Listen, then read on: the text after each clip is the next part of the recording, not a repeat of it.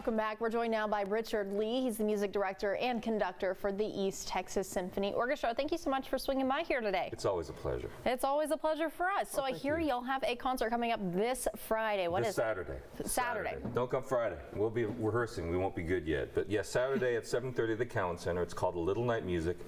And it's a special show because I think it has, what we're trying to do is pair science and music together.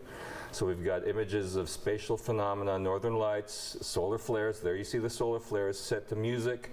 High-def images from NASA as well, spacewalks, all that sort of thing. So it's a real kind of cool show for those with shorter attention spans, I might add. For kids, we'll have a mobile planetarium set up in the lobby. So we're really pushing education, science, and music this whole week. Our guest artist, Dr. Salgado, will be coming in doing workshops for TISD and at the planetarium at TJC. So it'll be a whole week of events. Yeah, really cool images being seen on our screen right there. How is that kind of going to tie in with the music then? Technology is amazing. In the olden days, I used to have to watch the video and practice it and try and replicate the speed of the music so that the video and the music would be in sync. I am told that there is some newfangled technology which allows me to do whatever I want and have someone adjust the video for me on the fly, so I don't have to worry about it this time. So there's going to be some guy with a computer and a mouse and sort of controlling the speed of the video according to how I do the music, which is nice. Yeah, that way you can just focus on the music. I can just close my eyes and pretend I'm some grandiose maestro and go for it, which is what I do anyway. So, so I hear you guys have a cool special guest this year. Yes. So this Dr. Salgado is he's going to be our MC. He'll be doing workshops, like I said, for various people, and he'll be introducing the videos when they come on stage. He's the guy. What's cool about him is that he literally spends because he literally spends 2 months every year taking pictures in the far north. Northern Lights stuff, time exposure, star stuff, and there are a lot of his images and video that we're using. It's literally. But he took himself? Yes. Oh, cool. Minus 40. He just goes every year to the Yukon Territory, which is in Canada, really just right by Alaska, so it's cold.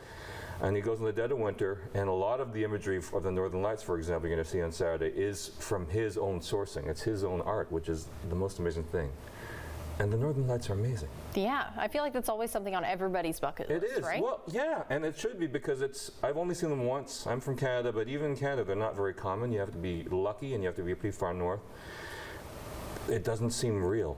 Like, it doesn't seem possible that they're real. Like, you look up the sky and say, someone is playing a movie and trying to trick me, because it's insane. You have everybody booking a flight right now to Canada right now. Well, not right now. You have to wait till it gets colder. There you go. But it's totally worth, people think it'll be cold, but it's certainly worth it. It should be on everyone's bucket list. And if you haven't seen them, you'll be able to see them on screen on Saturday as a sort of a substitute. There you go. Next best thing. Who do you think would enjoy this concert? What I said earlier is really, really important. I think this is an all ages show. I'm bringing all my nieces and nephews.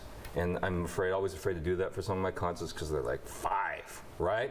But I think because there's a lot going on, their images and movies and all this sort of thing, I'm hoping that they will be able to sit still and sort of enjoy most of that. So I think it really is a child-friendly event because of the mobile planetarium and all these sort of ancillary things we're trying to do. Something for all the senses. Yeah, keep them busy. Watching TV.